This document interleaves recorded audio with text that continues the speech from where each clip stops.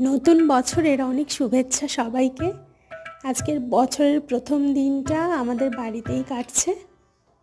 মা হওয়ার পরে অনেক কিছুই জীবনের পাল্টে গেছে। এখন আর ইচ্ছে করলেই আগের মতো বাইরে চলে যেতে পারি না।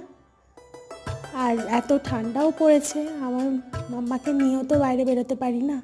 ও এখানে মায়ের সাথে একটু খেলছে, গল্প করছে। আর আমি ভাবছিলাম যে আজকে একটু রান্না করব, তো সেই জন্য কিছুই না, একটু চিকেন করছি, বাদবাকিটা মাই করবে। প্রত্যেক বছর আজকের দিনটা একটু অন্যরকমভাবেই কাটাই। কোথাও যাওয়ার থাকে, ঘুরি বা কোনো কিছু পিকনিক। এবছর কিছুই না, পুরোটাই বাড়িতে রয়েছি। আজকে আমাদের রান্না বান্না করে আর খাওয়া দাওয়া করেই দিনটা কেটে গেল। আজকের মতো টাটা। এবার আমরা চলে এসেছি